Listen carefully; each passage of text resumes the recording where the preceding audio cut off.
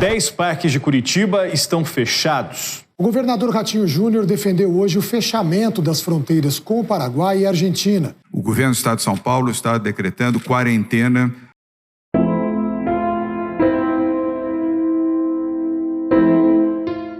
E o mundo parou. Um vírus microscópico foi capaz de fechar comércios, cancelar eventos, fechar cidades e até fronteiras.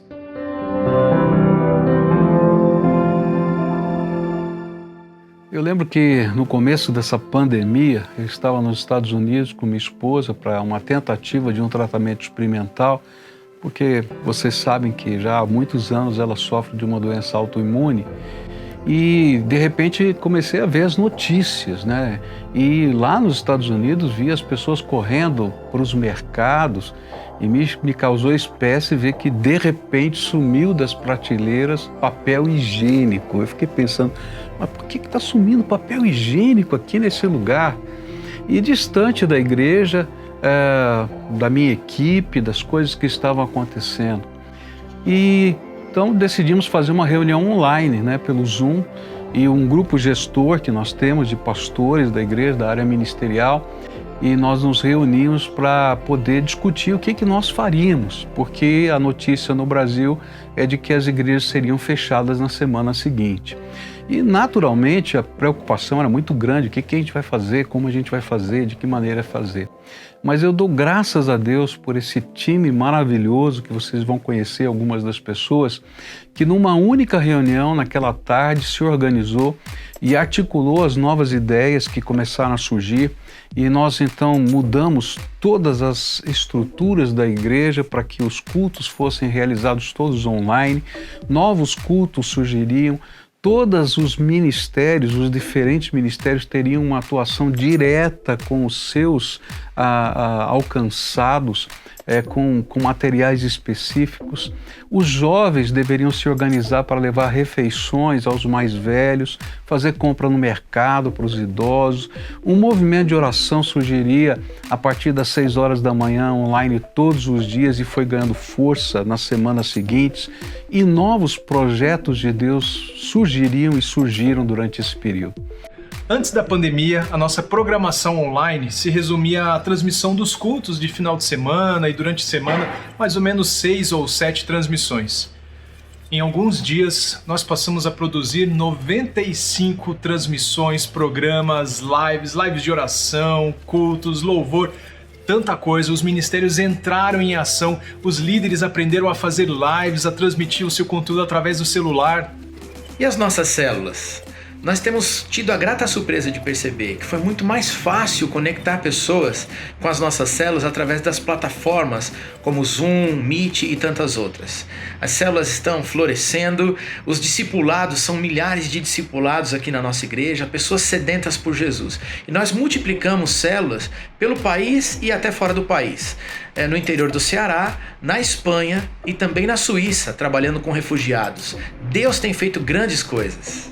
Nós tínhamos um patamar de alcance digital da igreja e durante a pandemia nós vimos esse número crescer 10 vezes mais. Teve uma semana que nós tivemos um pico de quase 7 milhões de interações online. Gente acessando o site, assistindo o culto, compartilhando ou comentando uma postagem em alguma rede social nossa. Nós vimos um grande crescimento em engajamento, alcance, número de seguidores. É como se a gente estivesse vivendo um avivamento digital. Existiam naquela época alguns poucos grupos de voluntários que produziam conteúdo para as redes sociais da igreja e produziam olhando para os ministérios específicos, colocando trechos de mensagens, criando postagens. Um faz arte, outro faz texto, alguns eram de áreas profissionais congêneres, né? Outros estudantes.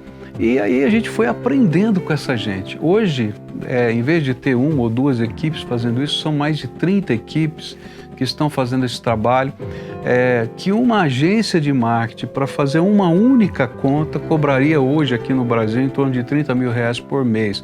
Então nós gastaríamos quase R$1 milhão por mês só para fazer o que essas equipes de voluntários fazem hoje. Como igreja, nosso coração se encheu de compaixão pelos profissionais da área de saúde. Vimos o esforço, a dedicação, mas vimos também o sofrimento das famílias desses profissionais. E além de aplausos, lanches ou reconhecimento, nós resolvemos entrar em ação. E a partir disso surgiu o Ombro Amigo, um projeto de capelania para os profissionais de saúde e seus familiares. Começamos a gerar conteúdo para eles, fazer atendimentos online e às vezes presencialmente. Todo este processo foi muito desafiador para nós, emocionalmente, espiritualmente, mas nós entendemos como igreja que precisávamos estar juntos. Além de ser uma grande ferramenta de aproximação e demonstrar de forma prática o amor de Jesus, nós tínhamos certeza que através desse projeto Ombro Amigo, nós levaríamos o alento e seríamos as mãos, os ouvidos, os olhos, os passos de Jesus de encontro a estes profissionais. Uma ação que nós entendemos que precisávamos desenvolver foi quando os nossos profissionais da área de artes começaram a ficar sem trabalho. Os casamentos começaram a ser cancelados, os eventos começaram a ser cancelados, as apresentações daquilo que entrava recursos financeiros, tanto para eles como para sustentar a sua família. E aí então surge o projeto Arte que Sustenta. Através das lives, nós arrecadávamos recursos dos próprios cursos que esses profissionais escreveram e desenvolveram. Nós colocamos o nosso sistema A Jornada, EAD, onde parte dos recursos levantados iria para o seu sustento, mas também através de doações, donativos e diferentes ferramentas. Nós discipulamos esses artistas, mentoreamos esses artistas. Alguns foram abraçados, alguns tiveram essa aproximação da igreja, o amor da igreja. E aqueles que eram nossos até hoje estão sendo subsidiados para que de alguma forma, assim que voltem às suas atividades, eles continuem sendo dignos de receber do seu trabalho. Mas enquanto isso, nós somos igreja. Através do Ministério Compromisso Adoração e do projeto Arte que Sustenta, e na primeira Igreja Batista de Curitiba, nós continuamos entendendo que as pessoas são mais importantes do que as coisas. Por isso estamos cuidando de cada um desses nossos artistas. Eu me alegro em ver como Deus move as pessoas em favor do próximo e encorajamos os membros a se mobilizarem em apoio aos que estavam passando por momentos difíceis. Isso trouxe um sentimento de pertencimento. E os testemunhos que começaram a surgir indicaram que juntos nós somos muito mais fortes.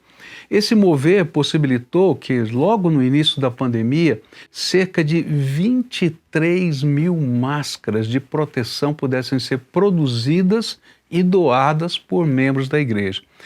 E os jovens é que levavam os kits de costura para lá e para cá, porque foi feita realmente uma linha de montagem para isso. Um cortava numa casa, outro costurava em outra, e depois o produto final era levado para os destinos, comunidades carentes, hospitais e tantos outros lugares. Esse movimento de amor atraiu cerca de 400 voluntários que se disponibilizaram a servir nas diferentes frentes de trabalho. Nós conseguimos levar também cerca de 700 refeições que foram entregues a pessoas enfermas, pessoas que estavam com um membro da família ou mais com Covid. Então a igreja preparava comida, mandava para a casa dessas pessoas para que eles pudessem ter a alimentação ali pronta, feita. Todos os dias eles recebiam o almoço e o jantar. 700 diferentes refeições foram patrocinadas por esse grupo, Outra frente de trabalho preparava e servia num restaurante popular 13 mil refeições para a população em situação de rua. E sempre me surpreende o cuidado de Deus em todas essas circunstâncias, pois quando os estoques de cestas básicas ou alimentos começavam a diminuir, novos alimentos chegavam no mesmo dia e a sala ficava repleta novamente. E assim pudemos doar, desde o início da pandemia, 43 toneladas de alimento, 500 kits de higiene e limpeza e 28 mil peças de roupas. O governo do estado do Paraná pôde contar conosco para a distribuição de cartões para aquisição de alimentos do programa Comida Boa, que possibilitou alimento a 4.700 pessoas na sede e nas congregações da PIB. todas puderam ouvir do amor de Deus e receberam Bíblias e devocionais.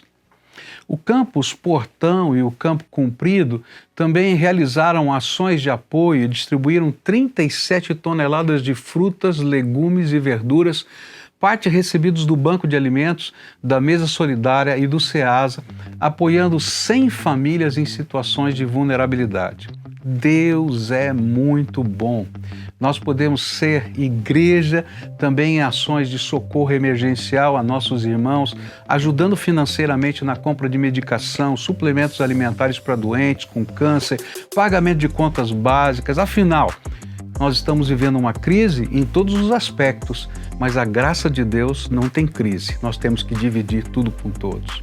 Uma das iniciativas que começamos na pandemia foi o socorro aos empresários. Surgiu nesses dias o projeto Levanta, que veio com o intuito de ajudar os empresários nesse tempo de crise, profissionais liberais. E o que nós fizemos? Criamos um plano de network. Nós já tínhamos uma ferramenta na igreja chamada 5 Pães e 2 Peixes. Nós adaptamos ela para incentivar os irmãos a fazerem negócios com os irmãos da igreja. E hoje temos cadastrados nessa plataforma mais de 1.200 empresários. Segunda alternativa foi trabalhar a questão de conteúdos. Profissionais da igreja bem-sucedidos começaram a dispor bons conteúdos nessa plataforma e em seguida começamos um plano de mentoria. Os empresários se vinculavam e eram mentoreados por outros empresários da igreja. Hoje estamos acompanhando mais de 300 empresários nessa mentoria e muitos têm sido socorridos, inclusive financeiramente, por um fundo que foi criado dos próprios empresários da igreja, que tem ajudado esses irmãos a se manterem. Socorrendo uns aos outros, pudemos ver o impacto disso e isso virou programa de televisão. Começamos a compartilhar o que Deus estava fazendo, compartilhar boas práticas de gestão e surgiu o programa de televisão Levanta, que também tem impactado muita gente. Graças a Deus, temos visto o Senhor levantar pessoas em nosso meio. Pois é, e além de tudo isso, nós operamos um canal de TV aqui na nossa cidade. E muitas dessas lives, dessas transmissões se tornaram programas aqui da televisão. E olha, como testemunho, para a glória de Deus, nós também começamos um novo programa de rádio aqui na nossa cidade. São 3 horas diárias numa das maiores FMs aqui da região. Curioso como Deus nos sustenta, como Ele cuida, nos permite viver o imponderável e nos surpreende em meio ao nosso planejamento estratégico. A gente planeja uma coisa e Deus planeja do jeito dele. E com toda a crise econômica que se acentuava, nós fizemos a nossa parte.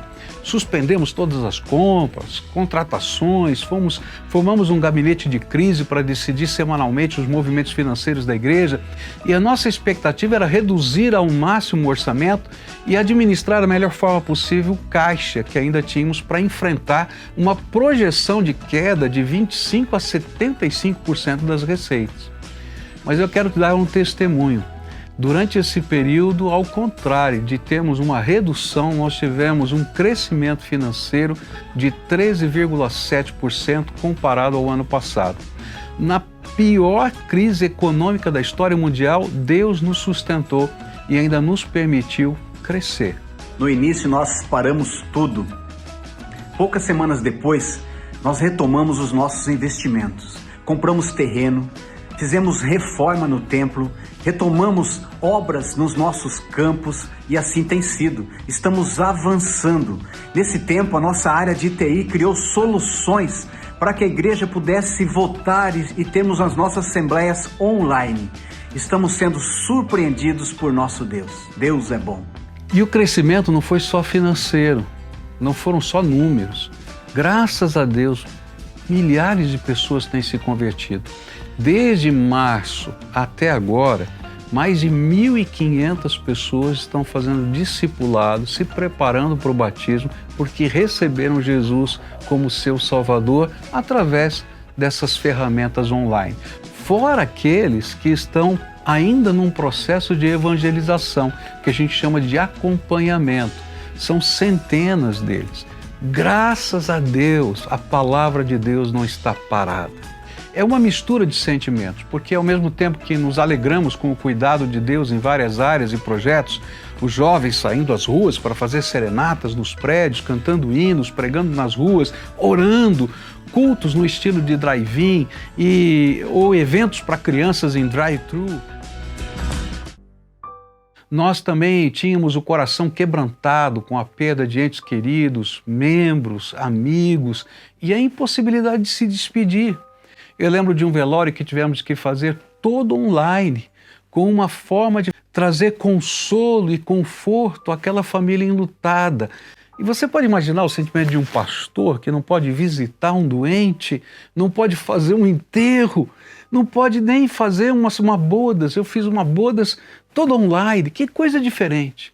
No meio dessa crise, eu lembro de um dia que uma das piores tempestades dos últimos anos passou pela nossa cidade, destelhando muitas casas.